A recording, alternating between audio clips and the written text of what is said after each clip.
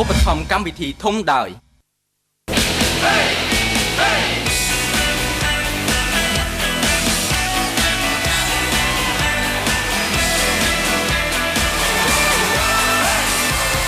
បើពិសាគ្រឿងស្រវឹងសូមកុំបើកបរទឹកបរិសុទ្ធ 7.1 ត្រូវបានពិសោធន៍ថាមានសារធាតុ pH ត្រឹមត្រូវគឺ pH 7.8 ចាប់ផ្ដើមជីវិតថ្មីជាមួយទឹកបរិសុទ្ធ 7.1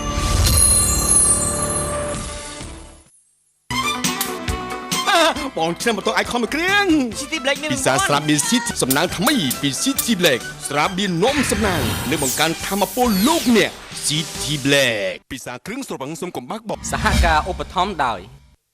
Fixderma ឈុតមុខសកុំលាងមុខសពូរីក្រែមការពារកម្ដៅថ្ងៃសាដុំ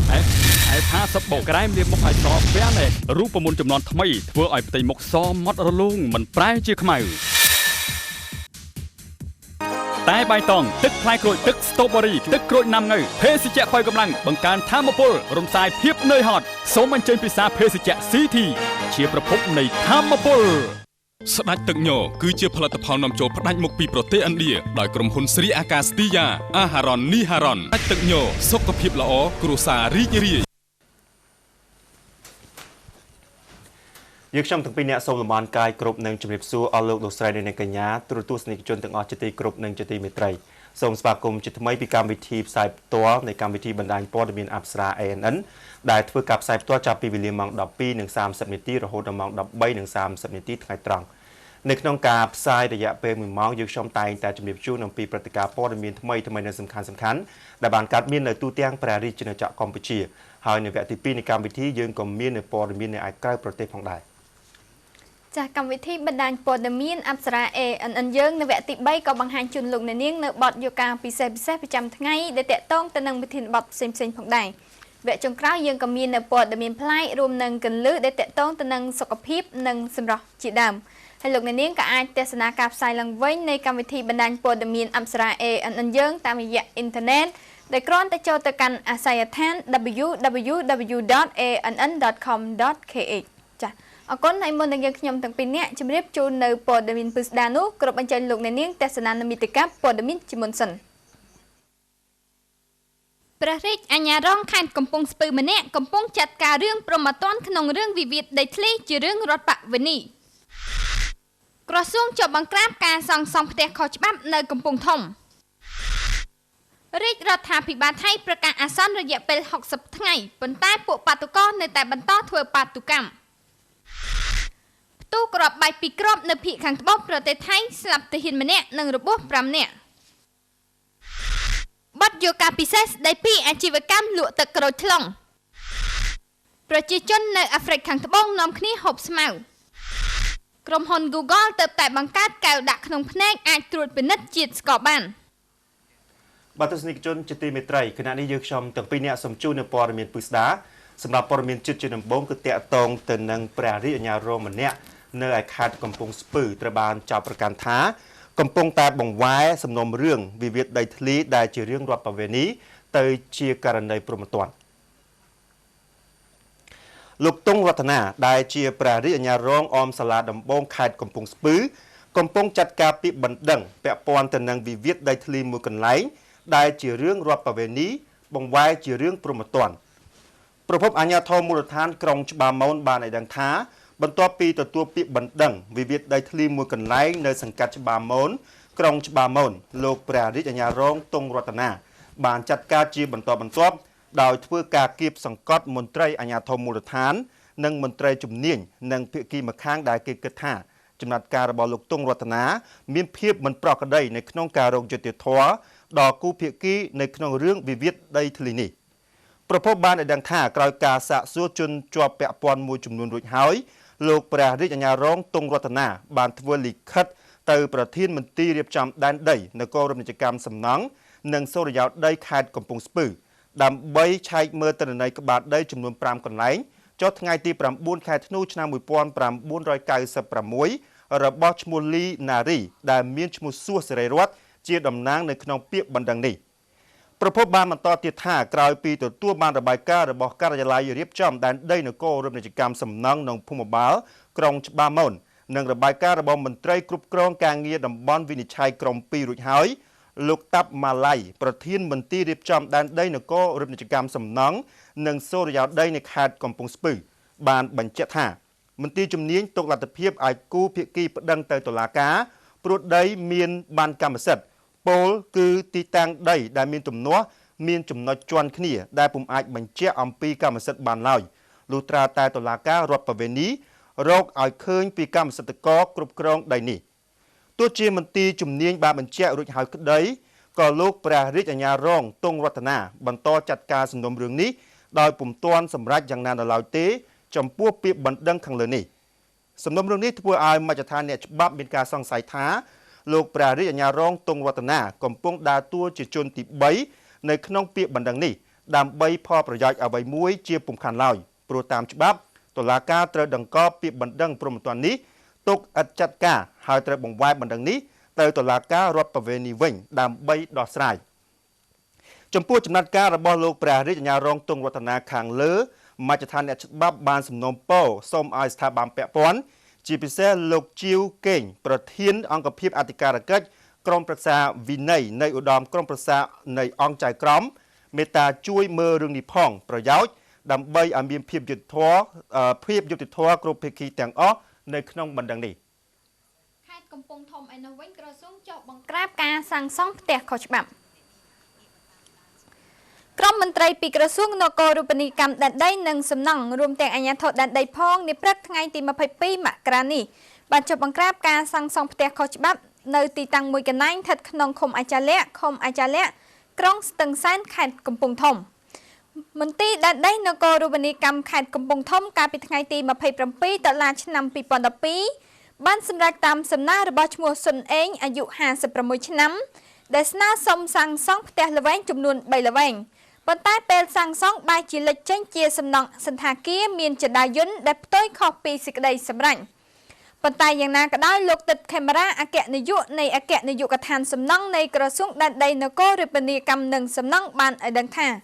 ខាងសមត្ថកិច្ចគ្រាន់តែស្នើសុំឲ្យម្ចាស់សំណង់ផ្អាកការសាងសង់សិនដើម្បីដាក់សំណើសុំសាងសង់ជាថ្មីពីផ្ទះល្វែងទៅជាសន្តាគារវិញតែប៉ុណ្ណោះលោកនាងជាទីគោរពនិងជាទីមេត្រីការពីព្រឹកមិញនេះសាលាឧទ្ធរបានកាត់ទោសអតីតអង្គញាតាន់សេងហាក់ពីបទលក់ម៉ាស៊ីនភ្លើងដែលជាបញ្ញារបស់សមត្ថកិច្ចអតីតអង្គញាតាន់សេងហាក់ត្រូវបានសាលាឧទ្ធរកាត់ទោសនាថ្ងៃទី22មករាឆ្នាំ2014នេះពីបទរំលោភលើទំនុកចិត្តពាក់ព័ន្ធទៅនឹងការលក់ម៉ាស៊ីនភ្លើងកម្លាំង45វ៉ុល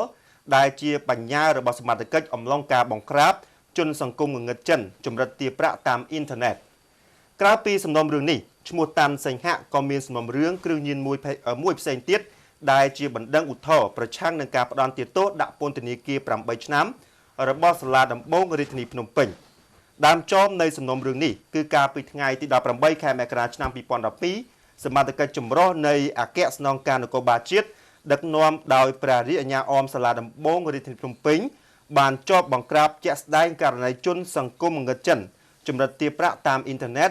នៅក្នុងសង្កាត់ភ្នំពេញថ្មីខណ្ឌសែនសុខ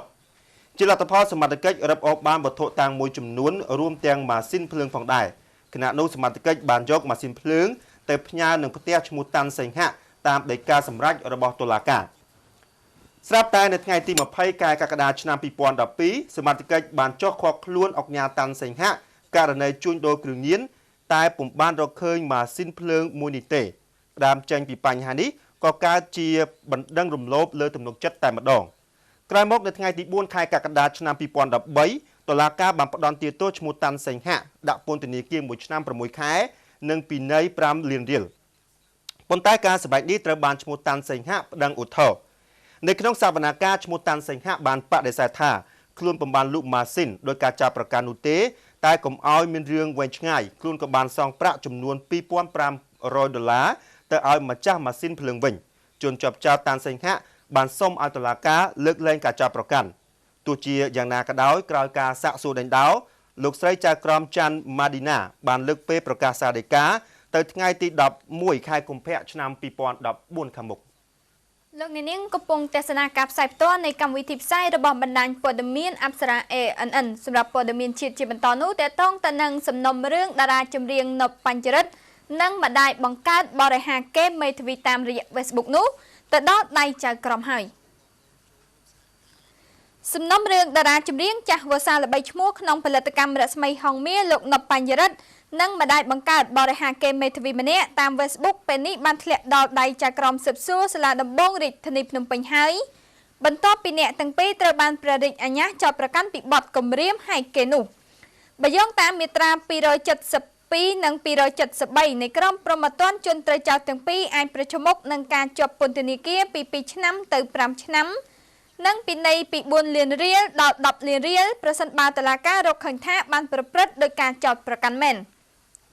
ពាក់ព័ន្ធសំណុំរឿងនេះប្រភពព័ត៌មានពីមន្ត្រីតុលាការបានបង្ហាប់ឲ្យដឹងថាលោកណប់បញ្ញរិទ្ធបានជួលសម្អាងការផ្ទាល់ខ្លួនមួយនៅទៅឲ្យលោកមេធាវីជេងរស្មីសេរីវង្សក្នុងតម្លៃ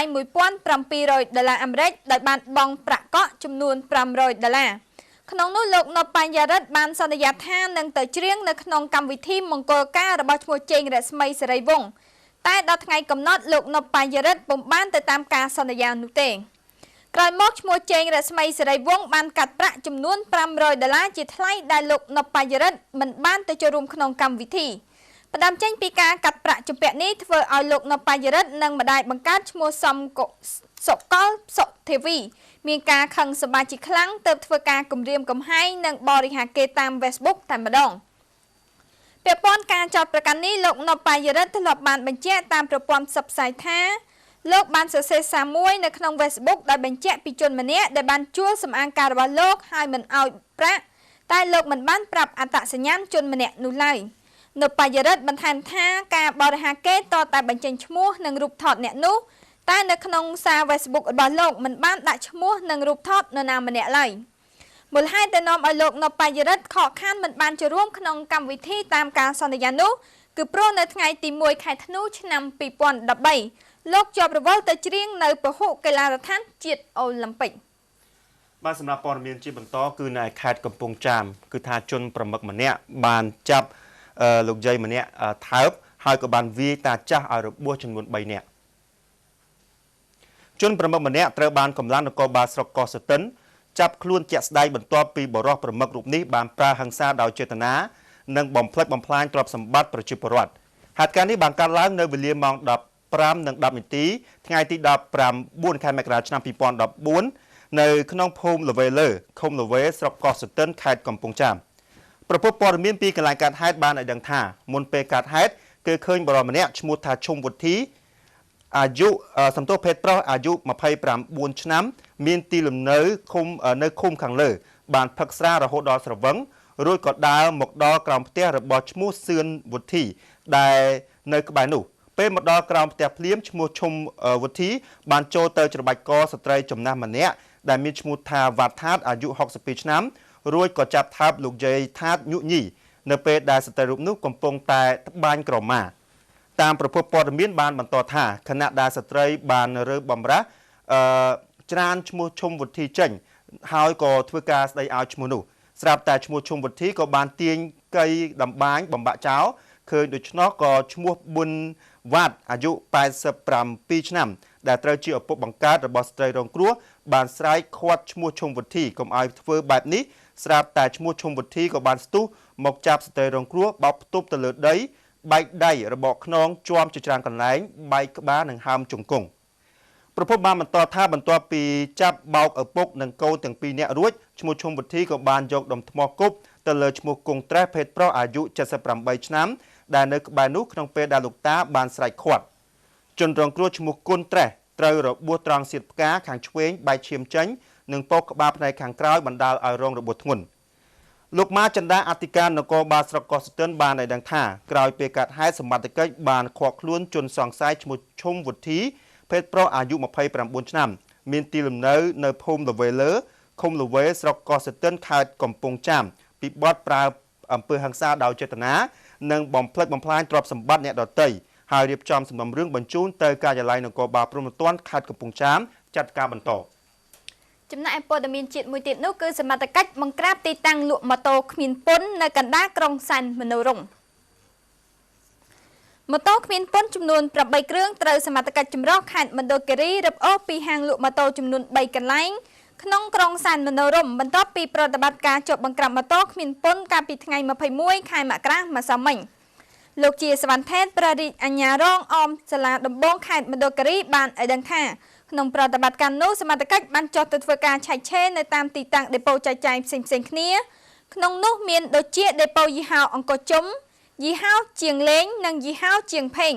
ក្នុងការជាប់បង្ក្រាបនេះសមត្ថកិច្ចចម្រុះបានធ្វើការរំអូសយកម៉ូតូចំនួន8គ្រឿងម៉ាកផ្សេងៗគ្នាទៅប្រកល់ឲ្យជំនាញកុយខេត្តមណ្ឌលគិរីនិងទុកឲ្យម្ចាស់ម៉ូតូចូលខ្លួនទៅដោះស្រាយដើម្បីបង់ពន្ធទៅតាមផ្លូវច្បាប់សូមបញ្ជាក់ថានេះជាលើកទី1ហើយដែលសមត្ថកិច្ចខេត្តមណ្ឌលគិរីចុះធ្វើការបង្ក្រាបទីតាំងចែកចាយម៉ូតូគ្មានពន្ធនៅក្នុងខេត្តនេះដែលកន្លងមកគេតែងតែឃើញមានម៉ូតូកិច្ចពន្ធជាច្រើនគ្រឿងដាក់លក់នៅតាមបណ្ដោយផ្លូវនានាក្នុងក្រុងសានមនោរម្យហើយម៉ូតូកិច្ចពន្ធទាំងនោះត្រូវបានឈ្មួញនាំចូលតាមច្រករបៀងតូចៗពីព្រំដែនវៀតណាមបាទលោកនាងជាទីមេត្រីសូមចាប់អារម្មណ៍នៅព័ត៌មានគ្រោះថ្នាក់ចរាចរណ៍ដ៏រន្ធត់នៅឯខេត្តព្រះសីហនុនោះវិញគឺក្នុងនោះគឺមានករណីរថយន្តកុងតឺន័របានបើកបុកម៉ូតូបណ្ដាលឲ្យស្លាប់មនុស្ស2នាក់យុវជន2នាក់បានស្លាប់ភ្លាមៗនៅនឹងកន្លែងកាត់ហេតុខណៈដែលពួកគេជិះម៉ូតូដប់គ្នាហើយត្រូវរថយន្តកុងតឺន័របុកកាលពីវេលាម៉ោង 10:30 នាទីយប់ថ្ងៃទី21ខែមករាឆ្នាំ2014នៅចំណុចមន្ទីររ៉ែនិងធម្មពលនៃខេត្តព្រះសីហនុស្ថិតនៅក្នុងភូមិមួយសង្កាត់លេខ1ក្រុងព្រះសីហនុនគរបាលមូលដ្ឋានបាននិយាយថាជនរងគ្រោះទាំង2នាក់មានឈ្មោះទី1លេះយ៉ាភេទប្រុសអាយុ24ឆ្នាំមានមុខរបរជាមន្ត្រីយោធានៅព្រះវិហារនិងទី2មានឈ្មោះថាអាំភេទប្រុសអាយុ26ឆ្នាំមុខរបរជាមន្ត្រីយោធានៅព្រះវិហារអ្នកទាំងពីរមានទីលំនៅនៅក្រុមទី22ភូមិដូនលយឃុំបឹងតាព្រំស្រុកព្រៃនប់ខេត្តព្រះសីហនុ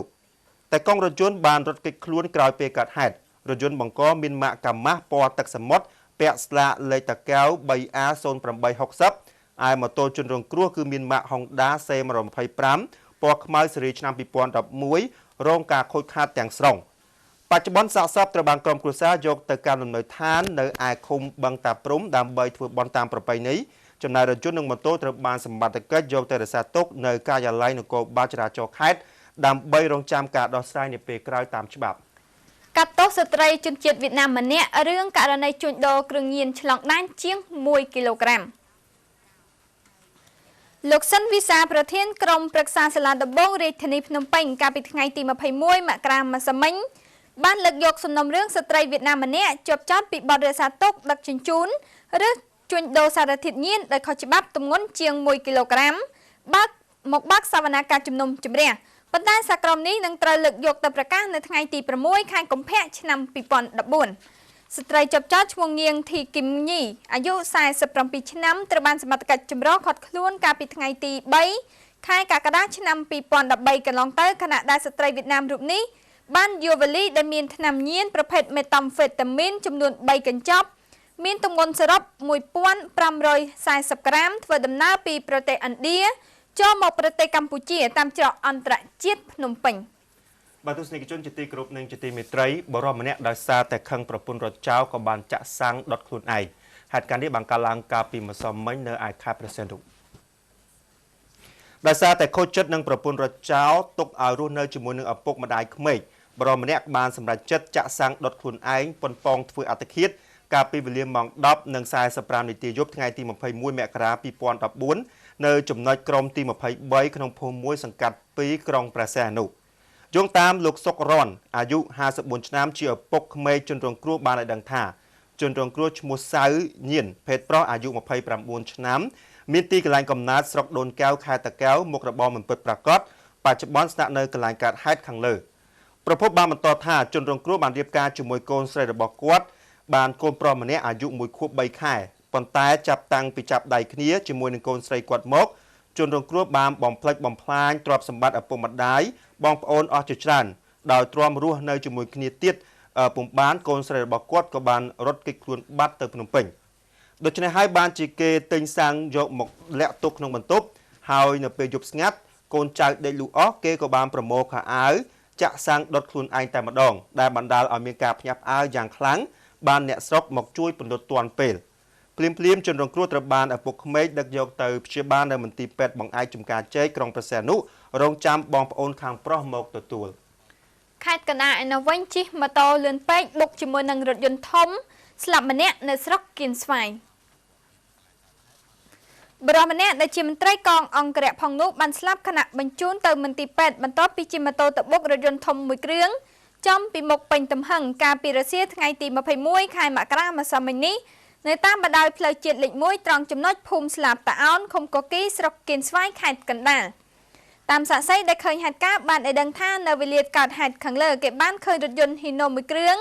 បើកបរពីទិសខាងលិចពោលគឺឆ្ពោះទៅកាន់រាជធានីភ្នំពេញដែលឡានជនរងគ្រោះបានជិះម៉ូតូបញ្ច្រាស់ទៅគ្នាក្នុងល្បឿនយ៉ាងលឿនរួចក៏ជ្រុលចង្កូតចូលទៅបុករថយន្តចំពីមុខពេញទំហឹងបណ្ដាឲ្យរងរបួសធ្ងន់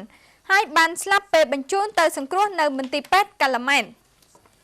លោកប៉ាសមិទ្ធអធិការស្រុកគៀនស្វាយបានប្រាប់ថាជនរងគ្រោះមានឈ្មោះឈួនសារ៉នភេទប្រុសអាយុ44ឆ្នាំរស់នៅភូមិបារាយលិចសង្កាត់បារាយក្រុងព្រៃវែងខេត្តព្រៃវែង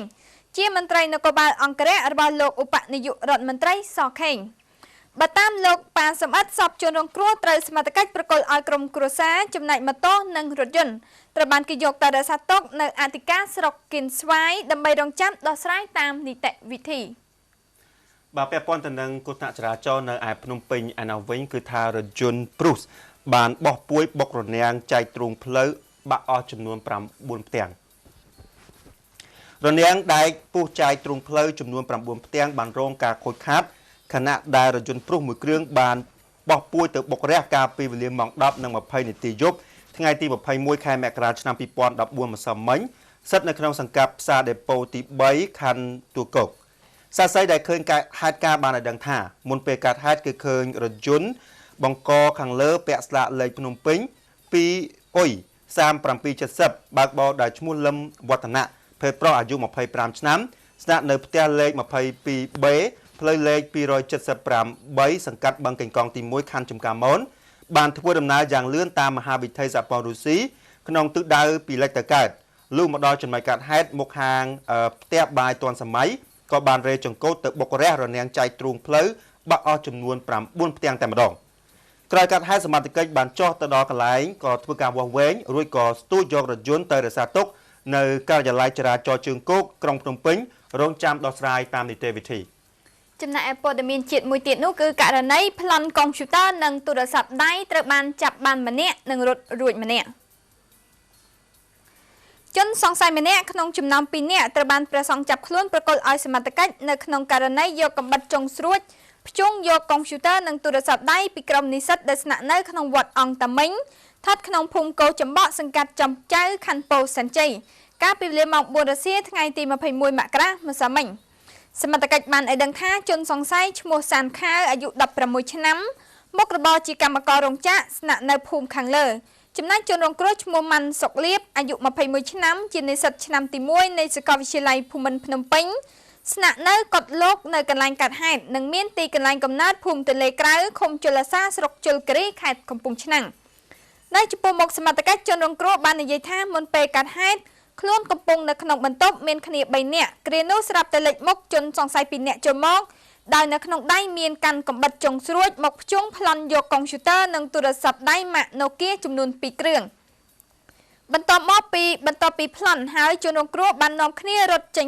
ចាក់ជាស្រ័យបន្ទាប់ពីប្លន់ហើយជនសង្ស័យបាននាំគ្នារត់ចេញក្រៅខណៈនោះពួកគេក៏បានស្រែកថាចាចោបណ្ដាឲ្យភ្ញាក់ផ្អើលដល់ព្រះសង្ឃហើយក៏ដេញចាប់បានម្នាក់ចំណែកម្នាក់ទៀតរត់រួចដែលបាននាំយកទាំងរបស់របរដែលប្លន់បានទៅជាមួយផងបច្ចុប្បន្នជនសង្ស័យខាងលើកំពុងត្រូវបានឃាត់ខ្លួននៅអធិការដ្ឋាននគរបាលខណ្ឌពោធិ៍សែនជ័យដើម្បីសួរនាំនិងកសាងសំណុំរឿងតាមនីតិវិធីសម្រាប់ព័ត៌មាននៅខេត្តប៉ៃលិនឯនោះវិញក៏មានករណីគ្រោះថ្នាក់ចរាចរណ៍ក្នុងនោះគឺគោយន្តឆ្នៃបានត្រឡប់បាសជើងរបួសធ្ងន់ស្រាលមនុស្សចំនួន5នាក់យ៉ាងហោចណាស់មានមនុស្សចំនួន5នាក់បានរងរបួសធ្ងន់និងស្រាលកាលពីរសៀលថ្ងៃទី21ខែមករាម្សិលមិញបន្ទាប់ពីគោយន្តឆ្នៃដឹកដំឡូងមីបានត្រឡប់ផ្ងាជើងចាក់ចោលទាំងមនុស្សនិងដំឡូងចូលទៅក្នុងប្រឡាយហេតុការណ៍នេះបានកើតឡើងនៅត្រង់ចំណុចភូមិកងោកឃុំស្ទឹងកាច់ស្រុកសាឡាក្រៅខេត្តប៉ៃលិនតាមអ្នកឃើញហេតុការណ៍បានឲ្យដឹងថាមុនពេលកើតហេតុគេឃើញគោយន្តឆ្នៃដឹកដំឡូងស្ងួតពេញប្រហែលជា7តោនមួយគ្រឿងបានបើកក្នុងល្បឿនយ៉ាងលឿនពេលដល់ចំណុចកាត់ហេតុដែលជាផ្លូវកោងគោយន្តឆ្នៃមួយគ្រឿងនោះក៏បានចាប់ហ្វ្រាំងប៉ុន្តែមិនស៊ីក៏ក្រឡប់ ធ្លាក់ចូលប្រឡាយបះជើងឡើងលើតែម្ដងបើតាមសមត្ថកិច្ចអ្នកដែលបើកបរគោយន្តឆ្នៃនោះមានឈ្មោះថាសុកយឿនភេទប្រុសអាយុ22ឆ្នាំមិនបានរងរបួសទេចំណែកឯម្ដាយដែលជិះជាមួយបានរងរបួសធ្ងន់មានឈ្មោះសុកយន្តអាយុ47ឆ្នាំពួកគេរស់នៅក្នុងភូមិទួលនិមិត្តសង្កាត់ទួលលាក្រុងនិងខេត្តប៉ៃលិនចំណែកឯអ្នករងរបួស3នាក់ទៀតគឺជាកម្មករស៊ីឈ្នួលចិញ្ចាំដំឡូងដែលមានស្រុកកំណើតនៅស្រុកអន្លង់វិលខេត្តបាត់ដំបងប៉ុន្តែទោះជាយ៉ាងណាក៏ដោយភ្លាមបន្ទាប់ពីគ្រោះថ្នាក់កើតហេតុបន្ទាប់ពីគ្រោះថ្នាក់កើតឡើងជនរងគ្រោះត្រូវបានគេដឹកយកទៅសង្គ្រោះភ្លាមនៅឯមន្ទីរពេទ្យបង្អែកខេត្តគួររំលឹកថានៅក្នុងខេត្តប៉ៃលិននេះគេតែងតែឃើញមានគ្រោះថ្នាក់ដោយសារតែគោយន្តឆ្នៃនេះជាញឹកញាប់ព្រោះតែគោយន្តឆ្នៃទាំងនោះមិនមានការត្រួតពិនិត្យបច្ចេកទេសពីស្ថាប័នជំនាញនោះឡើយបាទទស្សនិកជនជាទីគោរពនិងជាទីមេត្រីនៅវគ្គក្រោយយើងនឹងបន្តជំរាបជូនអំពីព័ត៌មានអន្តរជាតិវិញម្ដងប៉ុន្តែខណៈនេះយើងខ្ញុំទាំងអស់គ្នាក៏សូមសម្រាប់បន្តិចសិន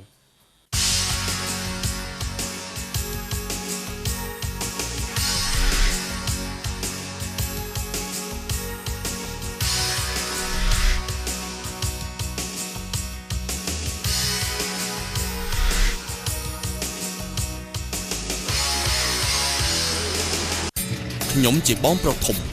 មានអាជីពជាអ្នកបុកអណ្ដូងស្នប់អាជីពរបស់ខ្ញុំទទួលបានជោគជ័យគឺដោយសារខ្ញុំជ្រើសរើសបំពង់ទីភ្ជាប់ KAP សញ្ញាកង់3ស្នប់ព្រោះវាក្រាស់រឹងធានាក្នុងការបុកអណ្ដូងស្នប់ខ្ញុំជាបងប្រុសទី2មានអាជីពជាអ្នកចម្ការរបស់ខ្ញុំតែងតែទទួលបានទិន្នផលខ្ពស់ជាទីពេញចិត្តព្រោះខ្ញុំបានរៀបចំប្រព័ន្ធស្រោចស្រពដ៏ត្រឹមត្រូវដោយប្រើប្រាស់នៅបំពង់ទីភ្ជាប់ KAP សញ្ញាផ្កាយដែលមានគុណភាពខ្ពស់ស្វិតធន់ធានាក្នុងការកប់ដីខ្ញុំជាប្អូនប្រុសពៅមានអាជីពជាវិស្វករខ្ញុំយល់យ៉ាងច្បាស់ប្រព័ន្ធបណ្ដាញទឹកនៅក្នុងអគារប្រៀបដូចជាសរសៃឈាមដែលមិនអាចកាត់ផ្ដាច់បានដើម្បីធានាឲ្យបាននូវសុវត្ថិភាពនិងទំនុកចិត្តខ្ញុំបានជ្រើសរើសយកបំពង់ទីភ្ជាប់ KAP សញ្ញាដំរី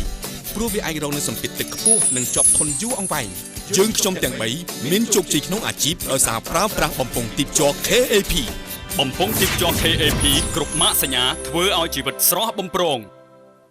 ស្ដេចទឹកញគឺជាផលិតផលនាំចូលផ្ដាច់មុខពីប្រទេសឥណ្ឌាដោយក្រុមហ៊ុនស្រីអាកាសទីយ៉ាអាហារ៉ុននីហារ៉ុនឱសថបុរាណដ៏ស័ក្តិសិទ្ធិនេះត្រូវបានផ្ដល់ជូនវិញ្ញាបនបត្រដោយក្រសួងសុខាភិបាលនៃព្រះរាជាណាចក្រកម្ពុជាស្ដេចទឹកញគឺជាឱសថដែលផ្សំចេញពីផ្លែញប្រទាលកន្ទុយក្រពើកន្ទួតព្រៃយិនសិនបុរាណនិងផ្លែឈើ9មុខទៀតធ្វើឲ្យមានប្រសិទ្ធភាពក្នុងការព្យាបាលជំងឺរ៉ាំរ៉ៃអ្នកពុំមានជំងឺអាចជួយបណ្ដុះកោសិកានិងបង្កើនថាមពលកាន់តែខ្លាំងក្លាថែមទៀតស្ដេចទឹកញសុខភាពល្អគ្រួសាររីករាយលោកអ្នកដឹងទេថាបរិមាណអាស៊ីតច្រើននៅក្នុងខ្លួនបណ្ដាលឲ្យប៉ះពាល់ដល់សុខភាពអ្វីខ្លះគឺឆាប់ចាស់មុនអាយុរៀងរាល់ថ្ងៃរាងកាយរបស់មនុស្សយើងគឺប្រយុទ្ធប្រឆាំងនឹងជាតិអាស៊ីតដើម្បីកាត់បន្ថយជាតិអាស៊ីតនិងធ្វើឲ្យមានតុល្យភាពជាមួយបាសដូច្នេះអ្នកត្រូវជ្រើសរើសទឹកដែលមានគុណភាពល្អទឹកបរិសុទ្ធ 7.1 ត្រូវបានពិសោធន៍ថាមានសារធាតុ pH ត្រឹមត្រូវគឺ pH 7.8 ចាប់ផ្ដើមជីវិតថ្មីជាមួយទឹកបរិសុទ្ធ 7.1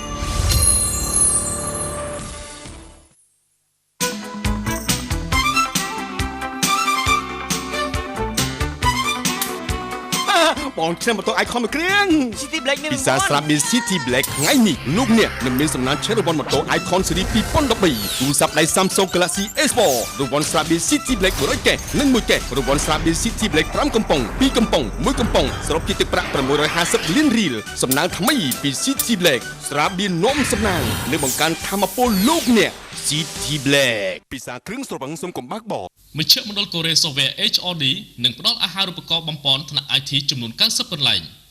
លក្ខខណ្ឌនៃការជ្រើសរើសជានិស្សិតឆ្នាំទី4បរិញ្ញាបត្រអនុបណ្ឌិតឬអ្នកដែលមានសញ្ញាបត្រជាន់ខ្ពស់ផ្នែក IT អាចស្ដាប់និងសរសេរភាសាអង់គ្លេសបានល្អជាពលរដ្ឋខ្មែរទាំងពីរភេទសារៈប្រយោជន៍ដែលទទួលបា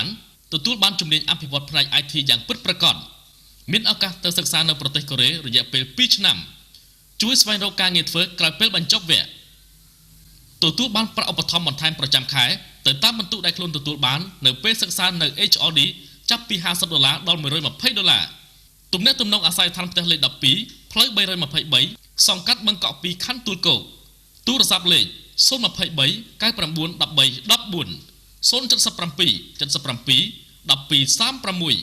015 45 55 52 097 97 81 555បញ្ជាក់ រាល់ការដាក់ពាក្យថ្លៃសិក្សានិងឯកសារផ្សេងៗត្រូវបានធ្វើឡើងដោយឥតគិតថ្លៃទទួលចុះឈ្មោះចាប់ពីថ្ងៃផ្សាយដំណឹងនេះតទៅសូមអរគុណ Fujderma ឈុតមុខតសម្រាប់សុភាពបរោះនិងសុភាពនារីលាងសម្អាតមុខជាមួយនឹងពុំលាងមុខតបូរីជួយកម្ចាត់ជាតិខ្លាញ់ព្យាបាលមុនអង្កាមបន្ថែមស្បែកមុខបំបត្តិជ្រីវជ្រួញនិងការពារមិនឲ្យមុខខ្មៅស្រអាប់ធ្វើឲ្យផ្ទៃមុខស្រស់ស្អាតទន់ម៉ត់រលោងក្រែមការពារកម្ដៅថ្ងៃសាដូ SPF 50 បូការពារស្បែកមិនឲ្យជ្រីវជ្រួញរក្សាភាពក្មេងជាងវ័យព្យាបាលមុខក្រហមឬជាំដោយសាររលាកពីកម្ដៅថ្ងៃនិងបញ្ហាខូចពីការប្រើប្រាស់ផលិតផលផ្សេងៗការពារស្បែកពីកម្ដៅថ្ងៃរហូតដល់8ម៉ោងមានសាដូគឺមានឆាត់មួយសម្រាប់ការពារស្បែករបស់លោកអ្នកក្រែមលាបមុខឲ្យសពាំងបំបត្តិស្នាមជាំស្នាមអុចខ្មៅដោយមុនចិត្តកោសិកាខូចធ្វើឲ្យរន្ធញើសកាន់តែតូចទៅស្បែកស្រអាប់ប្រែជាស្រស់ថ្លាមានសំណើមរូបមន្តចំនួនថ្មីធ្វើឲ្យផ្ទៃមុខសម៉ត់រលោងមិនប្រែជាខ្មៅ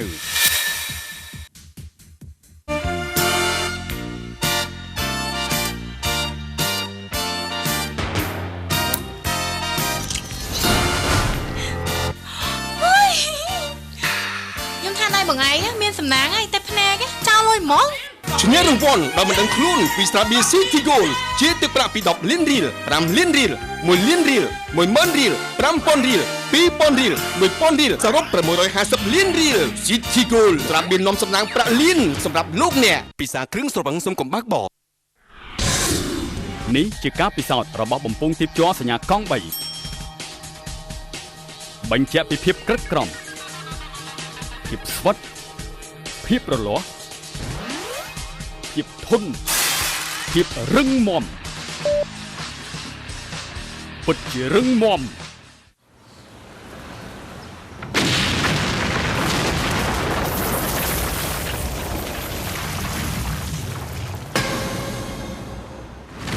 បំពង់ទីបជ័រសញ្ញាកង់3ស្វិតធន់រឹងមាំមិនធម្មតា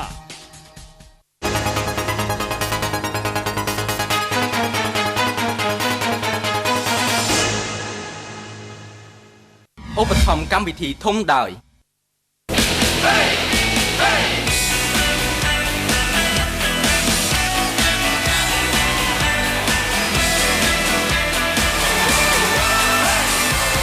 បើពិសាគ្រឿងស្រវឹងសូមកុំបើកបរទឹកបរិសុទ្ធ 7.1 ត្រូវបានពិសោធន៍ថាមានសារធាតុ pH ត្រឹមត្រូវគឺ pH 7.8 ចាប់ផ្ដើមជីវិតថ្មីជាមួយទឹកបរិសុទ្ធ 7.1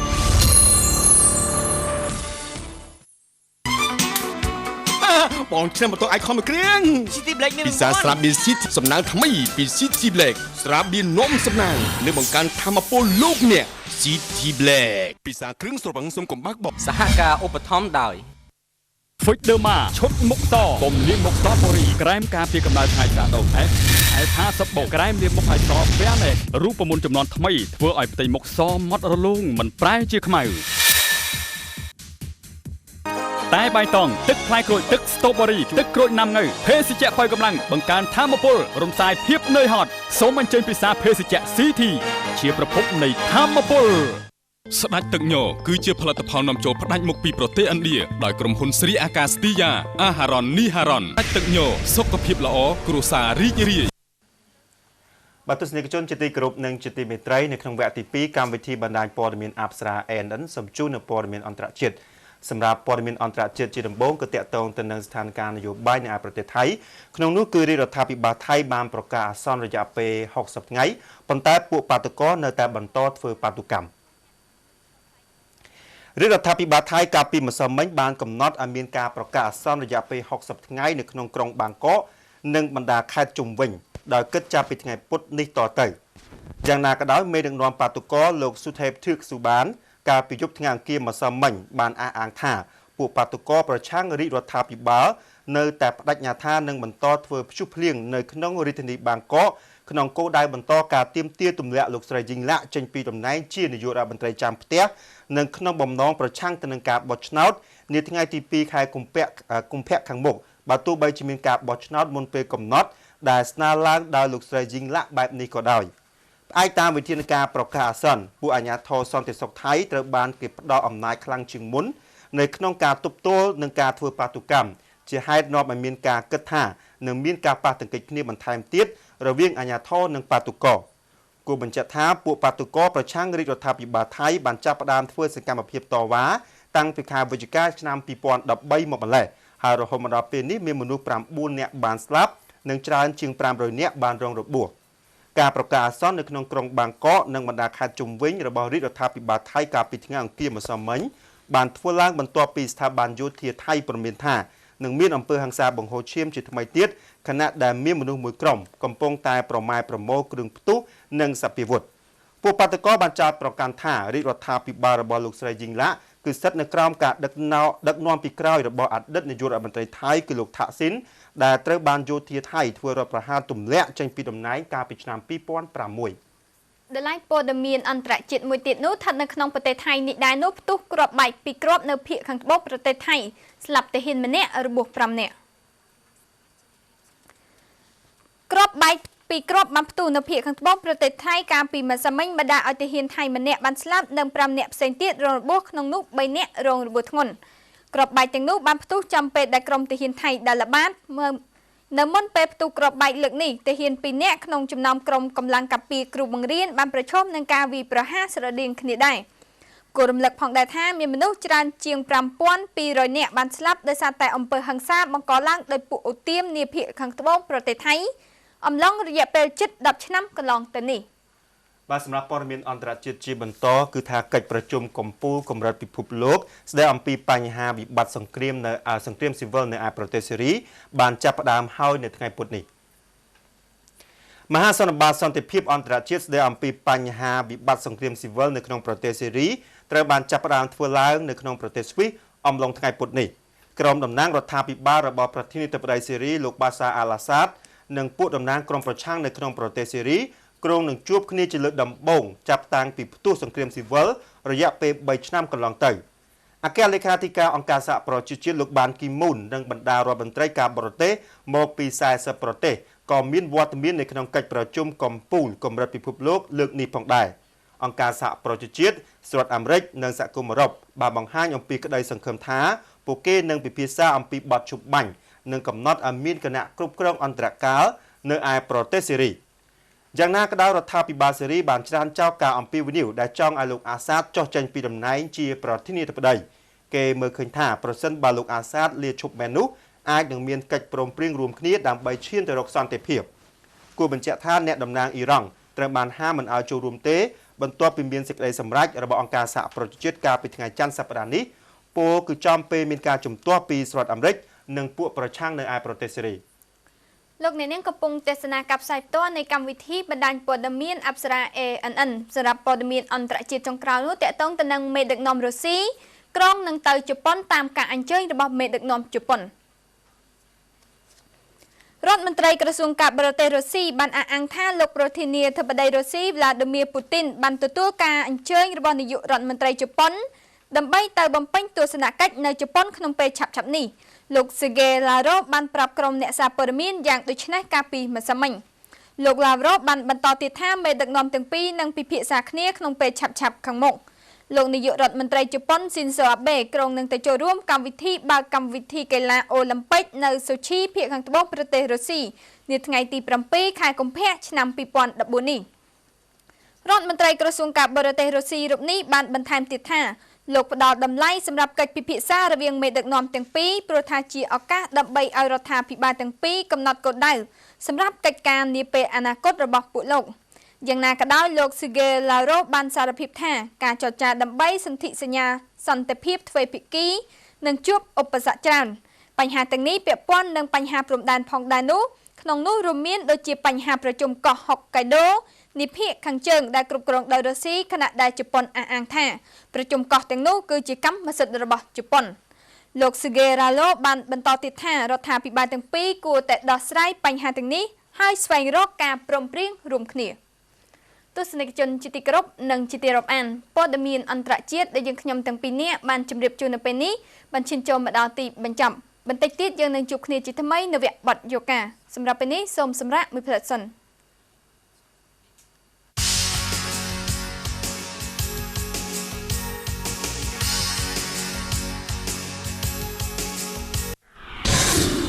នេះជាការពិសោធន៍របស់បំពង់ទីភ្ជាប់សញ្ញាកង់3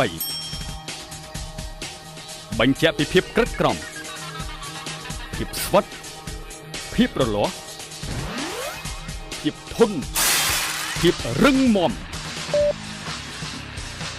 ពិតជារឹងមាំ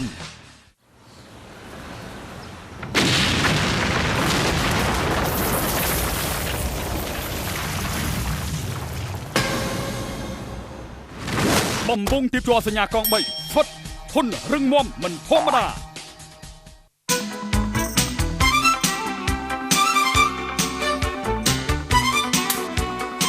បងខ្ញុំបន្ទោអាយខំមួយគ្រឿង City Black មាន ពិសាស្រាប់មាន City Black ថ្ងៃនេះលោកអ្នកនឹងមានសំណាងឈ្នះរង្វាន់ម៉ូតូ Icon Series 2013ទូរស័ព្ទដៃ Samsung Galaxy S4 រង្វាន់ស្រាប់មាន City Black 100កេសនិង1កេសរង្វាន់ស្រាប់មាន City Black 5កំប៉ុង2កំប៉ុង1កំប៉ុងសរុបជាទឹកប្រាក់650លានរៀលសំណាងថ្មីពី City Black ស្រាប់មាននំសំណាងនៅបង្កើនធម៌ពលលោកអ្នក City Black ពិសាគ្រឿងស្រវឹងសុំកំបាក់បោលោកអ្នកដឹងទេថាបរិមាណអាស៊ីតច្រើននៅក្នុងខ្លួនបណ្ដាលឲ្យប៉ះពាល់ដល់សុខភាពអ្វីខ្លះគឺឆាប់ចាស់មុនអាយុរៀងរាល់ថ្ងៃរាងកាយរបស់មនុស្សយើងគឺប្រយុទ្ធប្រឆាំងនឹងជាតិអាស៊ីតដើម្បីកាត់បន្ថយជាតិអាស៊ីតនិងធ្វើឲ្យមានតុល្យភាពជាមួយបាសដូច្នេះអ្នកត្រូវជ្រើសរើសទឹកដែលមានគុណភាពល្អទឹកបរិសុទ្ធ 7.1 ត្រូវបានពិសោធន៍ថាមានសារធាតុ pH ត្រឹមត្រូវគឺ pH 7.8 ចាប់ផ្ដើមជីវិតថ្មីជាមួយទឹកបរិសុទ្ធ 7.1ខ្ញុំជាបងប្រុសធំមានអាជីពជាអ្នកបុកអណ្ដូងស្នប់អាជីពរបស់ខ្ញុំទទួលបានជោគជ័យគឺដោយសារខ្ញុំជ្រើសរើសបំពង់ទីជាប់ KAP សញ្ញាកង់3ស្នប់ព្រោះវាក្រាស់រឹងធានាក្នុងការបុកអណ្ដូងស្នប់ខ្ញុំជាបងប្រុសទី2មានអាជីពជាអ្នកចម្ការរបស់ខ្ញុំតែងតែទទួលបានទិន្នផលខ្ពស់ជាទីពេញចិត្តព្រោះខ្ញុំបានរៀបចំប្រព័ន្ធស្រោចស្រពដ៏ត្រឹមត្រូវដែលប្រើប្រាស់នៅបំពង់ទីជ័រ KAP សញ្ញាផ្កាយដែលមានគុណភាពខ្ពស់ស្វិតធន់ធានាក្នុងការកប់ដីខ្ញុំជាប្អូនប្រុសពៅមានអាជីពជាវិស្វករខ្ញុំយល់យ៉ាងច្បាស់ប្រព័ន្ធបណ្ដាញទឹកនៅក្នុងអគារប្រៀបដូចជាសរសៃឈាមដែលមិនអាចកាត់ផ្ដាច់បានដើម្បីធានាឲ្យបាននូវសុវត្ថិភាពនិងទំនុកចិត្តខ្ញុំបានជ្រើសរើសយកបំពង់ទីជ័រ KAP សញ្ញាដំរីព្រោះវាអាចរងនឹងសម្ពាធទឹកខ្ពស់និងជាប់ធន់យូរអង្វែងយើងខ្ញុំទាំង3មានជោគជ័យក្នុងអាជីពដោយសារប្រើប្រាស់បំពង់ទីជ័រ KAP បំពង់ទីជាប់ KAP គ្រប់ម៉ាកសញ្ញាធ្វើឲ្យជីវិតស្រស់បំព្រងFujderma ឈុតមុខតសម្រាប់សុភាពបរោះនិងសុភាពនារីលាងសម្អាតមុខជាមួយនឹងហ្វូមលាងមុខតបូរីជួយកម្ចាត់ជាតិខ្លាញ់ព្យាបាលមុនអង្កាមបន្ថែមស្បែកមុខបំបត្តិជ្រីវជ្រួញនិងការពារមិនឲ្យមុខខ្មៅស្រអាប់ធ្វើឲ្យផ្ទៃមុខស្រស់ស្អាតទន់ម៉ត់រលោងក្រែមការពារកម្ដៅថ្ងៃសាដូ SPF 50 បូការពារស្បែកមិនឲ្យជ្រីវជ្រួញរក្សាភាពក្មេងជាងវ័យព្យាបាលមុខក្រហមឬជាំដោយសាររលាកពីកម្ដៅថ្ងៃនិងបញ្ហាខូចពីការប្រើប្រាស់ផលិតផលផ្សេងៗការពារស្បែកពីកម្ដៅថ្ងៃរហូតដល់8ម៉ោងមានសាដូគឺមានឆាត់មួយសម្រាប់ការពារស្បែករបស់លោកអ្នកក្រែមលាបមុខឲ្យសពែនេះបំបត្តិស្នាមជាំស្នាមអុចខ្មៅដោយមុនចិត្តកោសិកាខូចធ្វើឲ្យរន្ធញើសកាន់តែតូចទៅស្បែកស្រអាប់ប្រែជាស្រស់ថ្លាមានសំណើមរូបមន្តចំនួនថ្មីធ្វើឲ្យផ្ទៃមុខសម៉ត់រលោងមិនប្រែជាខ្មៅស្ដេចទឹកញគឺជាផលិតផលនាំចូលផ្ដាច់មុខពីប្រទេសឥណ្ឌាដោយក្រុមហ៊ុនស្រីអាកាសទីយ៉ាអាហារ៉ុននីហារ៉ុនឱសថបុរាណដ៏ស័ក្តិសិទ្ធិនេះត្រូវបានផ្ដល់ជូនវិញ្ញាបនបត្រដោយក្រសួងសុខាភិបាលនៃព្រះរាជាណាចក្រកម្ពុជាស្ដេចទឹកញគឺជាឱសថដែលផ្សំចេញពីផ្លែញប្រទាលកន្ទុយក្រពើកន្ទួតព្រៃយិនសិនបុរាណនិងផ្លែឈើ9មុខទៀតធ្វើឲ្យមានប្រសិទ្ធភាពក្នុងការព្យាបាលជំងឺរ៉ាំរ៉ៃអ្នកពុំមានជំងឺអាចជួយបណ្ដុះកោសិកានិងបង្កើនធម៌ពលកាន់តែខ្លាំងក្លាថែមទៀតស្ដេចទឹកញសុខភាពល្អគ្រួសាររីករាយ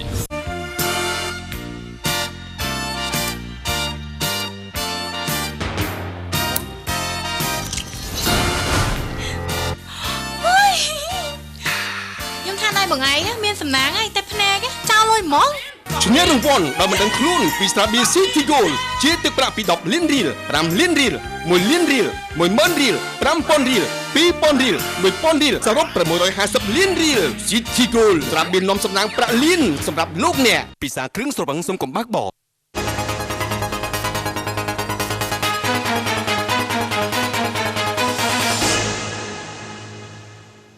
ឧបត្ថម្ភកម្មវិធីធំដោយ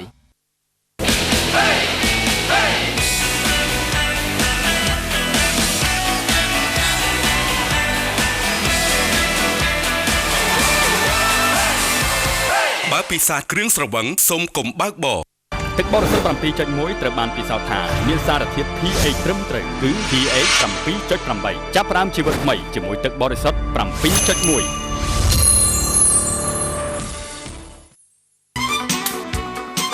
បងឆ្នាំបន្ទងអាចខំមួយគ្រឿង City Black មាន ពិសាស្រាបៀនស៊ីតសំណាងថ្មីពី City Black ស្រាបៀននំសំណាងលើបង្កើនធម៌ពលលោកអ្នក City Black ពិសាគ្រឿងស្រវឹងសុំកំបាក់បប សហការឧបត្ថម្ភដោយ Fixderma ឈុតមុខតកុំលាងមុខតបរីក្រែមការពារកម្ដៅថ្ងៃស្រាដុំF50 បូកក្រែមលាងមុខឲ្យសពវានេះរូបមន្តចំនួនថ្មីធ្វើឲ្យផ្ទៃមុខសម៉ត់រលោងមិនប្រែជាខ្មៅតែបៃតងទឹកផ្លែក្រូចទឹកស្ទ្រូប៊េរីទឹកក្រូចណាំងៅភេសជ្ជៈបើកម្លាំងបង្កើនធម៌ពលរំសាយភាពនឿយហត់សូមអញ្ជើញពិសាភេសជ្ជៈ CT ជាប្រភពនៃធម៌ពលស្ដេចទឹកញ័រគឺជាផលិតផលនាំចូលផ្ដាច់មុខពីប្រទេសឥណ្ឌាដោយក្រុមហ៊ុនស្រីអាកាស្ទីយ៉ាអាហារ៉ុននីហារ៉ុនស្ដេចទឹកញ័រសុខភាពល្អគ្រួសាររីករាយលោកអ្នកនាងកំពុងទស្សនាការផ្សាយផ្ទាល់នៃកម្មវិធីបណ្ដាញព័ត៌មានអប្សរា ANN ហើយវគ្គនេះគឺជាវគ្គទី3ពីកម្មវិធីតែងតែបង្ហាញជូនលោកអ្នកនាងនៅបទយោការពិសេសប្រចាំថ្ងៃដែលតាក់ទងទៅនឹងប្រធានបទផ្សេងៗផងដែរហើយនៅរៀងរាល់ថ្ងៃពុធប្រធានបទក៏យើងតាក់ទងទៅនឹងជំនួញនិងអចលនទ្រព្យសម្រាប់ថ្ងៃនេះយើងមានបទយោការមួយស្ដីអំពីអាជីវកម្មលក់ទឹកក្រូចថ្លុងចង់ដឹងថាទទួលបានការគ្រប់គ្រងពីអតិថិជនយ៉ាងណានោះគ្រប់អញ្ជើញលោកអ្នកនាងទៅទស្សនាបទយោការពីកម្មវិធីយើងដូចតទៅ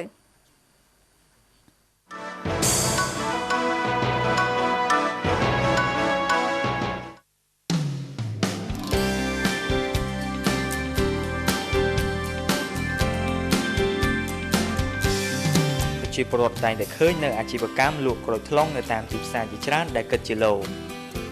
តែសប្តាហ៍ថ្ងៃនេះមានប្រជាពលរដ្ឋជាច្រើនបានងាកមកចាប់អារម្មណ៍ទៅលើរបរលក់ក្រូចថ្លុងក្រឡុកដាក់ដបនៅតាមដងផ្លូវក្នុងរាជធានីភ្នំពេញទៅវិញ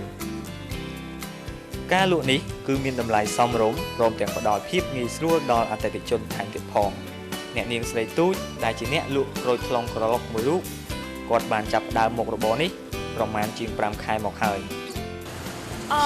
មកពីខ្ញុំចាប់អាជីពមុខរបរស្បែកក្រូចហ្នឹងវាងាយស្រួលដល់ខ្ញុំថាយើងស្បែកក្រូចហើយច្រកដបយកហ្មងបងចាមានប្របាយក្នុងមួយថ្ងៃខ្ញុំចិត្តក្រូចទុកលក់ក្នុងមួយថ្ងៃហ្នឹង7បាវបងខ្ញុំទិញក្រូចមកពីផ្សារនិមិត្តចាមួយបាវ20000ជាង30000បងតាមក្រូចល្អក្រូចអត់ល្អក្នុងមួយថ្ងៃខ្ញុំលក់ក្រូចថ្ងៃណាដាច់បាន200ដបថ្ងៃណាអត់សូវដាច់បាន100ជាង110ជាងអតិថិជនជាផ្នែកមួយដ៏សំខាន់ក្នុងការទទួលបានជោគជ័យក្នុងមុខជំនួញក៏ដូចជាអាជីវកម្មផ្សេងៗដូចជាអាជីវកម្មលក់ក្រូចថ្លុងមួយនេះត្រឹមតែក្នុងរយៈពេលខ្លីតែប៉ុណ្ណោះក៏បានទទួលការគាំទ្រយ៉ាងខ្លាំងពីសំណាក់អតិថិជនជាច្រើនពីច្រើនខ្ញុំមកទិញឆ្នាំក្រូចចំពោះក្រូចថ្លុងនេះគឺវាមានរសជាតិជូរផ្អែមគឺជារសជាតិដែលខ្ញុំចូលចិត្តតែម្ដងក្នុងមួយថ្ងៃហ្នឹងខ្ញុំមកទិញក្រូចថ្លុងញ៉ាំហ្នឹងមួយថ្ងៃ1 2ដបខ្ញុំជាទូទៅខ្ញុំសម្រាប់ខ្ញុំផ្ទាល់ខ្ញុំមកទិញ2ដបបាទទាំងទឹកក្រូចថ្លុងនិងទឹកក្រូចពោធិ៍សាត់បាទប៉ុន្តែពេលខ្លះអ្នកផ្ទះរបស់ខ្ញុំគាត់ពឹងខ្ញុំឲ្យជួយទិញឲ្យគាត់អញ្ចឹងជួនកាលទៅម្ដងមាន4ដបទៅ5ដបទិញផ្ញើទៅផ្ទះបាទលើសពីនេះទៅទៀតអាជីវកម្មមួយនេះផ្ដល់អត្ថប្រយោជន៍ក៏ដូចជាភាពងាយស្រួលជាច្រើនទៅដល់អតិថិជនថែមទៀតផងខ្ញុំគិតថាអាជីវកម្មលក់ក្រូចថ្លុងចំបាយតាដបមកវាមានភាពងាយស្រួលដល់អតិថិជនពេលគាត់ចង់បានចង់ពិសាទឹកក្រូចថ្លុងគាត់ងាយស្រួលយើងគ្រាន់តែមកទីរកទីកន្លែងណាមួយដែលក្នុងទីក្រុងភ្នំពេញយើងហ្នឹងដែលគាត់មានអាជីវកម្មលក់ក្រូចថ្លុងដូចបងស្រីខ្ញុំមកជាវមិញហ្នឹងអញ្ចឹងយើងងាយស្រួលយើងមិនបាច់ចាំទិញក្រូចថ្លុងយកទៅផ្ទះចិត្តដើម្បីញ៉ាំទឹកវាយើងមកទីនេះគេមានលក់ដបស្រាប់តែម្ដងហើយជួយសម្រាប់ប្រជារស់វាវិញវាមានរសជាតិជូរអែមពេលយើងខាស់កញ៉ាំទៅវាបាត់ខាស់កហើយវាញ៉ាំទៅសុខភាពល្អហើយអត់មានជាតិគីមីធម្មជាតិ100%បាទវាមានអត្ថប្រយោជន៍វាស្រួលទី1វាយើងយកលុយមកទិញហើយយើងឧទាហរណ៍ថាយើងមិនបាច់យកលុយទៅទិញក្រូចមកយកមកចិត្តខ្លួនឯងហើយអញ្ចឹងយើងឲ្យតែលុយទៅអាចយកមកញ៉ាំបានទី2វាមានតម្លៃសមរម្យហើយទី3សុខភាពការញ៉ាំទៅវាមានសុខភាពល្អហើយការបត់ជើងបត់ដៃក៏វាស្រួលដែរអាជីវកម្មមួយនេះបានជួយធ្វើឲ្យជីវភាពរបស់អ្នកនាងកាន់តែមានលក្ខណៈល្អប្រសើរជាងមុនច្រើនក្រៅពីនេះអ្នកនាងស្រីទូចដែលជាអ្នកលក់ក្រូចថ្លុងក្រឡុកក៏បានចែករំលែកនៅបទពិសោធន៍ក៏ដូចជារៀបរាប់អំពីការក្រឡុកក្រូចថ្លុងតាំងពីដំបូងរហូតដល់ទទួលបានផលិតផលសម្រេចមួយផងដែរមុនដំបូងត្រូវទះក្រូច ពូក្រូចហើយយើងគៀបយកទឹកវាក្នុងបន្ទាប់យើងគៀបអស់3ផ្លែ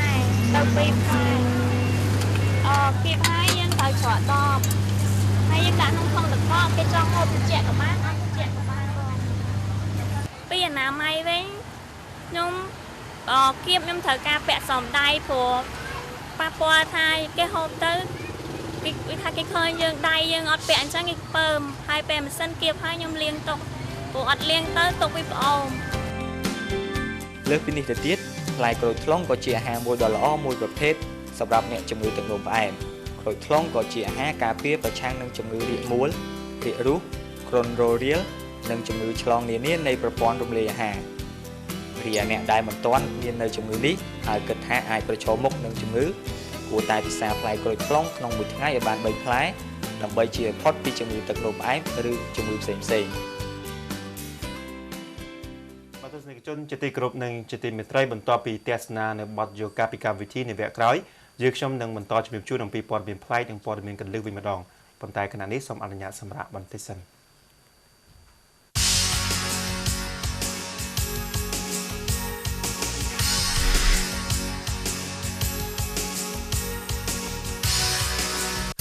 ខ្ញុំជាបងប្រុសធំមានអាជីពជាអ្នកបុកអណ្ដូងស្នោអាជីពរបស់ខ្ញុំទទួលបានជោគជ័យគឺដោយសារខ្ញុំជ្រើសរើសបំពង់ទីជាប់ KAP សញ្ញាកង់3ស្នោព្រោះវាក្រាស់រឹងធានាក្នុងការបុកអណ្ដូងស្នោខ្ញុំជាបងប្រុសទី2មានអាជីពជាអ្នកចម្ការរបស់ខ្ញុំតែងតែទទួលបានទិន្នផលខ្ពស់ជាទីពេញចិត្តព្រោះខ្ញុំបានរៀបចំប្រព័ន្ធស្រោចស្រពដ៏ត្រឹមត្រូវដោយប្រើប្រាស់នៅបំពង់ទីជាប់ KAP សញ្ញាផ្កាយដែលមានគុណភាពខ្ពស់ស្វិតធន់ធានាក្នុងការកប់ដីខ្ញុំជាប្អូនប្រុសពៅមានអាជីពជាវិស្វករខ្ញុំយល់យ៉ាងច្បាស់ប្រព័ន្ធបណ្ដាញទឹកនៅក្នុងអាគារប្រៀបដូចជាសរសៃឈាមដែលមិនអាចកាត់ផ្តាច់បានដើម្បីធានាឲ្យបាននូវសុវត្ថិភាពនិងទំនុកចិត្តខ្ញុំបានជ្រើសរើសយកបំពង់ទីជាប់ KAP សញ្ញាដំរីព្រោះវាអាចរងនឹងសម្ពាធទឹកខ្ពស់និងជាប់ធន់យូរអង្វែងយើងខ្ញុំទាំង3មានជោគជ័យក្នុងអាជីពដោយសារប្រើប្រាស់បំពង់ទីជាប់ KAP បំពង់ទីជាប់ KAP គ្រប់ម៉ាកសញ្ញាធ្វើឲ្យជីវិតស្រស់បំព្រងលោកអ្នកដឹងទេថាបរិមាណអាស៊ីតច្រើននៅក្នុងខ្លួនបណ្ដាលឲ្យប៉ះពាល់ដល់សុខភាពអ្វីខ្លះគឺឆាប់ចាស់មុនអាយុរៀងរាល់ថ្ងៃរាងកាយរបស់មនុស្សយើងគឺប្រយុទ្ធប្រឆាំងនឹងជាតិអាស៊ីតដើម្បីកាត់បន្ថយជាតិអាស៊ីតនិងធ្វើឲ្យមានតុល្យភាពជាមួយបាសដូច្នេះអ្នកត្រូវជ្រើសរើសទឹកដែលមានគុណភាពល្អទឹកបរិសុទ្ធ 7.1 ត្រូវបានពិសោធន៍ថាមានសារធាតុ pH ត្រឹមត្រូវគឺ pH 7.8 ចាប់ផ្ដើមជីវិតថ្មីជាមួយទឹកបរិសុទ្ធ 7.1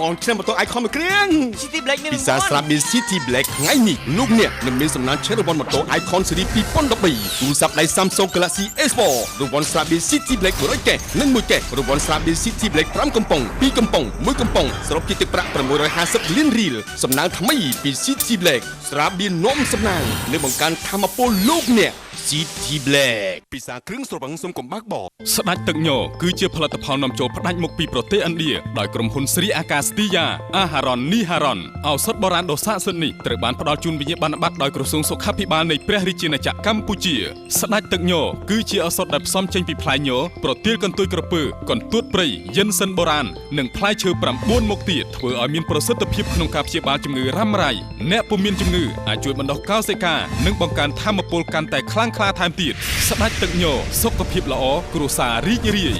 មជ្ឈមណ្ឌលកូរ៉េ Software HRD នឹងផ្ដល់អាហារូបករណ៍បំពន់ថ្នាក់ IT ចំនួន90កន្លែងលក្ខខណ្ឌនៃការជ្រើសរើសជានិស្សិតឆ្នាំទី4បរិញ្ញាបត្រអនុបណ្ឌិតឬអ្នកដែលមានសញ្ញាបត្រជាន់ខ្ពស់ផ្នែក IT អាចស្ដាប់និងសរសេរភាសាអង់គ្លេសបានល្អជាពលរដ្ឋខ្មែរទាំងពីរភេទសារៈប្រយោជន៍ដែលទទួលបានជំនាញអភិវឌ្ឍផ្នែក IT យ៉ាងពិតប្រាកដមានឱកាសទៅសិក្សានៅប្រទេសកូរ៉េរយៈពេល2ឆ្នាំជួយស្វែងរកការងារធ្វើក្រោយពេលបញ្ចប់វគ្គទទួលបានប្រាក់ឧបត្ថម្ភបន្ថែមប្រចាំខែទៅតាមបន្ទុកដែលខ្លួនទទួលបាននៅពេលសិក្សានៅ HRD ចាប់ពី$50ដល់$120ទំនាក់ទំនងអាស័យដ្ឋានផ្ទះលេខ12ផ្លូវ323សង្កាត់បឹងកក់2ខណ្ឌទួលគោកទូរស័ព្ទលេខ023 99 13 14 077 77 12 36 015 45 55 52 097 97 81 555 បញ្ជាក់រាល់ការដាក់ពាក្យថ្លៃសិក្សានិងឯកសារផ្សេងៗត្រូវបានធ្វើឡើងដោយឥតគិតថ្លៃទទួលចុះឈ្មោះចាប់ពីថ្ងៃផ្សាយដំណឹងនេះតទៅសូមអរគុណនេះជាការពិសោធន៍របស់បំពង់ទីភ្ជាប់សញ្ញាកង់3បញ្ជាក់ពីភាពក្រឹតក្រមភាពស្វិតភាពរលាស់ភាពធន់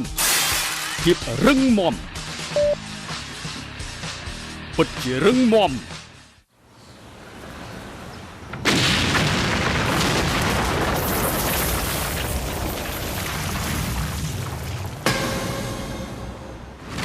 បំពង់ទីភ្ជាប់សញ្ញាកង់3ស្វិតធន់រឹងមាំមិនធម្មតា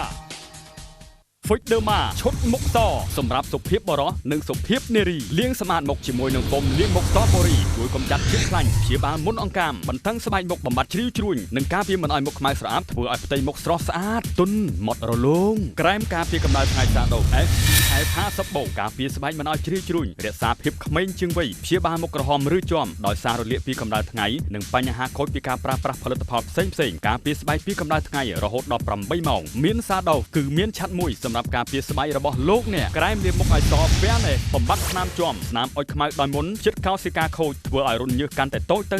ស្បែកស្រអាប់ប្រែជាស្រស់ថ្លាមានសំណើមរូបមន្តចំនួនថ្មីធ្វើឲ្យផ្ទៃមុខសម៉ត់រលោងមិនប្រែជាខ្មៅ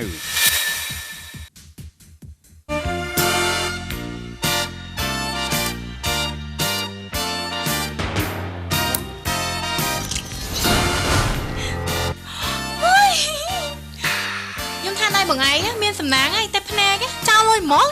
ឈ្នះរង្វាន់ដោយមិនដឹងខ្លួនពី Strabi City Gold ជាទឹកប្រាក់ពី10លានរៀល5លានរៀល1លានរៀល10000រៀល5000រៀល2000រៀល1000រៀលសរុប650លានរៀល City Gold ត្រាប់មាននំសំណាងប្រាក់លានសម្រាប់លោកអ្នកពិសាគ្រឿងស្រវឹងសុំកំបាក់ប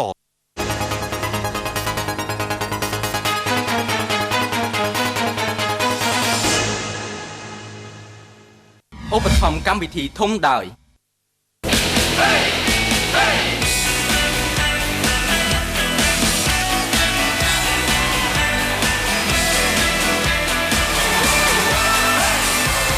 បើពិសាគ្រឿងស្រវឹងសូមកុំបើកបរទឹកបរិសុទ្ធ 7.1 ត្រូវបានពិសោធន៍ថាមានសារធាតុ pH ត្រឹមត្រូវគឺ pH 7.8 ចាប់ផ្ដើមជីវិតថ្មីជាមួយទឹកបរិសុទ្ធ 7.1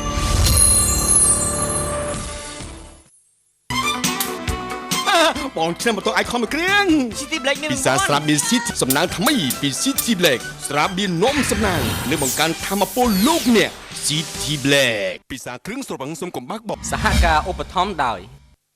Fiderma ឈុតមុខសពុម្ពលាងមុខសបូរីក្រែមការពារកម្ដៅថ្ងៃសាដូ F50 បូក្រែមលាងមុខឲ្យសពាណេរូបមន្តចំនួនថ្មីធ្វើឲ្យផ្ទៃមុខសម៉ត់រលោងមិនប្រែជាខ្មៅតែបៃតងទឹកផ្លែក្រូចទឹកស្ទ្រូប៊េរីទឹកក្រូចណាំងៅភេសជ្ជៈបើកម្លាំងបង្កើនធម៌ពលរំសាយភាពនឿយហត់សូមអញ្ជើញពិសាភេសជ្ជៈ CT ជាប្រភពនៃធម៌ពលស្ដេចទឹកញ័រគឺជាផលិតផលនាំចូលផ្ដាច់មុខពីប្រទេសឥណ្ឌាដោយក្រុមហ៊ុនស្រីអាកាស្ទីយ៉ាអាហារ៉ុននីហារ៉ុនស្ដេចទឹកញ័រសុខភាពល្អគ្រួសាររីករាយទស្សនិកជនជាទីគោរពនិងជាទីមេត្រីនៅក្នុងវគ្គនេះយើងខ្ញុំតែងតែជម្រាបជូនអំពីព័ត៌មានប្លែកនិងព័ត៌មានកន្លឹះសម្រាប់ព័ត៌មានប្លែកនៅថ្ងៃនេះគឺតាក់ទងទៅនឹងប្រជាជនមួយក្រុមនៅឯប្រទេសអាហ្វ្រិកខាងត្បូងបាននាំគ្នាហូបស្មៅប្រពន្ធព័ត៌មានបរទេសនៅពេលថ្មីនេះបានបង្ហាញនៅភាពភ្ញាក់ផ្អើលខណៈដែលគេឃើញមនុស្សមួយក្រុមបាននាំគ្នាហូបស្មៅសកម្មភាពដ៏ចម្លែកនេះបានកើតឡើងនៅឯប្រទេសអាហ្វ្រិកខាងត្បូងហើយត្រូវបានបង្ហោះនៅលើបណ្ដាញ Facebook ដែលជាហេតុបង្កឲ្យមានការចាប់អារម្មណ៍យ៉ាងខ្លាំងពីសំណាក់មហាជនយោងតាមគេហទំព័រព័ត៌មាន dailymail.co.uk បានឲ្យដឹងបន្ថែមទៀតថាការដែលមនុស្សមួយចំនួននាំគ្នាហូបស្មៅបែបនេះគឺបណ្ដាលមកពីមានលោកអាចារ្យខាងសាសនាប្រូតេស្តង់ម្នាក់ដែលមានឈ្មោះថា Lisco Daniel ដែលជាអ្នកណែនាំនិងផ្សព្វផ្សាយសាសនាធ្វើឲ្យមហាជនជឿព្រះថ្មីនេះលោកអាចារ្យរូបនេះបានប្រាប់អ្នកដែលមានជំនឿចូលស្ដាប់នៅពាក្យសម្ដីរបស់លោកប្រសិនបើអ្នកជឿព្រះពិតប្រាកដទន្ទឹមនឹងនោះគាត់ក៏បានបង្គាប់ឲ្យអ្នកដែលមានជំនឿទុកចិត្តលើព្រះハរតីរបស់ព្រះអង្គចូលអ្នកទៅវាស្មៅនៅក្បែរវិហារព្រះនឹងជួយការលំបាកដល់អ្នករាល់គ្នាចាក់ជាមិនខានទេ ប្រសិនបើអ្នកមានជំងឺក្រោយពីបរិភោគស្មៅលោកអ្នកនឹងជាសះស្បើយពីជំងឺហើយប្រសិនបើអ្នកមានអារម្មណ៍មិនសប្បាយចិត្តឬតានតឹងគឺអាចឲ្យអ្នកមានអារម្មណ៍ស្រស់ស្រាយឡើងវិញបន្ទាប់ពីហូបស្មៅនៅពេលនេះមាននិស្សិតផ្នែកច្បាប់ម្នាក់ដែលមានឈ្មោះថា Rosemary Pett អាយុ21ឆ្នាំដែលជាអ្នកចូលរួមបរិភោគស្មៅជាមួយនឹងមនុស្សមួយចំនួនទៀតបាននិយាយថានាងមានជំងឺផ្នែកបំពង់កមួយឆ្នាំទៅហើយទោះបីជាមានការព្យាបាលយ៉ាងណាក៏មិនបានធូរស្រាលឡើយតែក្រោយពីនាងបានបរិភោគស្មៅតាមបង្គាប់លោកអាចារ្យរូបនោះធ្វើឲ្យបំពង់ករបស់នាងលែងឈឺទៀតនេះគឺជារឿងរ៉ាវដែលមិននឹកស្មានសម្រាប់រូបនាងម្នាក់ទៀតដែលមានឈ្មោះថា Doreen Gratol ដែលមានអាយុ27ឆ្នាំបាននិយាយថានាងមានជំងឺសរសៃជើងស្ពឹកដែលមិនរួចតែក្រោយពីបរិភោគស្មៅ1ម៉ោងក្រោយមកធ្វើឲ្យនាងមានកម្លាំងនិងធ្វើឲ្យនាងអាចដើរបានសារជាថ្មីម្ដងទៀតចាអរគុណសម្រាប់ព័ត៌មានផ្លាច់ចំពោះនៅក្នុងដៃនាងខ្ញុំឯនេះវិញពាក់ព័ន្ធទៅនឹងព័ត៌មានបច្ចេកវិទ្យាឯនេះវិញនេះគឺក្រុមហ៊ុន Google ទើបតែបង្កើតនៅកែវដាក់ក្នុងភ្នែកដែលអាចត្រួតពិនិត្យជាតិស្ករបានក្រុមហ៊ុន Google បានផ្សព្វផ្សាយកែវដាក់ក្នុងភ្នែកដែលអាចជួយត្រួតពិនិត្យកម្រិតជាតិស្ករក្លូកូសនៅក្នុងទឹកភ្នែកនេះគឺជាដំណឹងល្អសម្រាប់អ្នកមានជំងឺទឹកនោមផ្អែមរាប់លានអ្នកដែលធ្លាប់តែចាក់ម្រាមដៃរបស់ខ្លួនដើម្បីយកឈាមទៅពិនិត្យនោះគុណភាពឧបករណ៍ដែលក្រុមហ៊ុន Google ទើបតែរកឃើញនេះបានដល់ទៅ5ឆ្នាំកែវដាក់ភ្នែកនេះមានផ្ទុកឧបករណ៍សម្រាប់តាមដានជាតិក្លូកូសដ៏តូចមួយនិងគ្រឿងបញ្ជូន wireless ដើម្បីជួយទៅដល់អ្នកជំងឺទឹកនោមផ្អែមជាង382លាននាក់នៅទូទាំងពិភពលោកដែលត្រូវការត្រួតពិនិត្យជាតិក្លូកូសឬស្ករលោកថ្វីហូលីងអ្នកជំនាញផ្នែកជំងឺទឹកនោមផ្អែមនៅអាមេរិកបាននិយាយថាការត្រួតពិនិត្យជាតិស្ករត្រូវបានបញ្ចូលបន្ទះដែកដែលមានថាមពលទៅដល់ក្នុងកែវភ្នែកហើយរាល់ព័ត៌មានឬរបាយការណ៍ទាំងអស់នឹងចូលទៅក្នុងកុំព្យូទ័រការដាក់នៅក្នុងភ្នែកនេះត្រូវបានផលិតឡើងក្នុងរយៈពេល18ខែចុងក្រោយនេះនៅក្នុងមន្ទីរពិសោធន៍សម្ងាត់របស់ Google ហើយក៏អាចនឹងមានឧបករណ៍ដទៃទៀតជាច្រើនផងដែរដែលកំពុងផលិតនៅទីនោះចាអរគុណលោកអ្នកនាងជាទីគោរពនិងជាទីរាប់អានដោយសារតែពេលវេលាមានកំណត់កម្មវិធីផ្សាយរបស់បណ្ដាញព័ត៌មានអប្សរា ANN ក៏បានឈានចូលមកដល់ទីបញ្ចប់ទៅហើយដែរអរគុណចំពោះការយកចិត្តទុកដាក់ទស្សនាកម្មវិធីតាំងពីដើមរហូតដល់ចប់គ្រប់ជូនពរលោកអ្នកនាងទទួលបានសុខសុវត្ថិភាពក្នុងការធ្វើដំណើរសម្រាប់ពេលនេះនាងខ្ញុំសាយរងសីខ្ញុំបានលន់សារ៉ាត់នៅក្រុមការងារសូមអរគុណនិងសូមគោរពលា